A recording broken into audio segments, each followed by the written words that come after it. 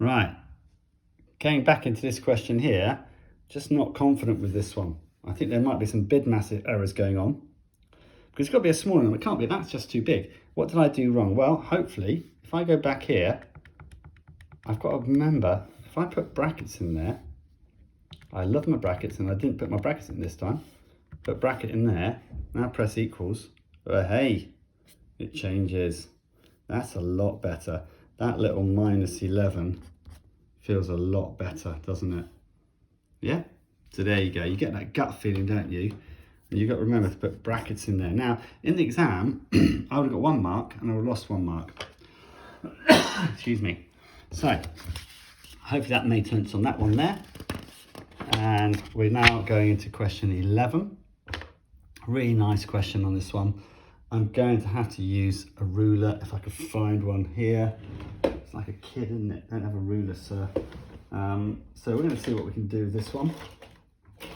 So, let's go with it. Okay, do not follow this example. Here goes. The diagram shows the P on the grid. The triangle P is rotated 180 degrees about 0, 0. So it does a full turn around here. Now what you can do, obviously this is going to be mega hard with me with just one hand on it, but you can get tracing paper, you can trace in it, you can turn it around, and eventually what you should spot is it should go to this point here. Now I know this sort of question, so that's where it should go. Oh, further down. Gosh, good one, Simon. There we go. So that is my value, and it says, now let's call that Q. And then it says here, and so that's points at -1, -2, -1, -5, -2, -5. Okay, nicely rotated round. And then says, that's my cat. It says Q is translated 5, 2, meaning 5 across. Yes, Bonzo, 2 down to that point there. So just excuse the cat. He'll bite me if I do something soon. So there we go. And then label that R. So there we go. And that's 3 marks. Describe fully, oh, wait a minute. Describe fully a single transformation that maps P to R. Right, this is where it gets interesting, especially with one hand. What you should do is connect, if I can do this, I'm going to set the camera down for a second and show you. Okay, so let's just show you. Okay, so I'm going to just connect that to that and that to that using my very, very expensive ruler. Right, here we go. So I've connected those like that, and that you can see that is then a rotation of 180 degrees.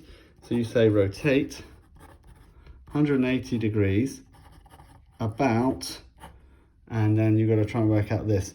This looks like it's 2.5 minus 1.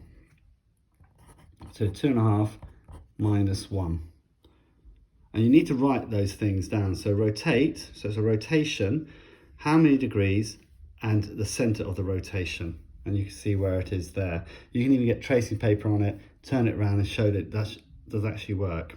Then it gets this, which I find a really irritating question. It says, under the transformation that maps P to R, so maps P to R, the point A is invariant. What on earth does invariant mean? Well, vary is to change. Invariant means doesn't change. Now there's only one point in all of this that doesn't change, and that is there. That's the only point that doesn't change. Okay, so write down the coordinates of this point A, and that's the center of rotation, which we've done there already. I find it really bizarre, this question. So what I would do is I'd check the mark scheme to make sure that I'm right, okay? And if I'm wrong, I'll come back to you.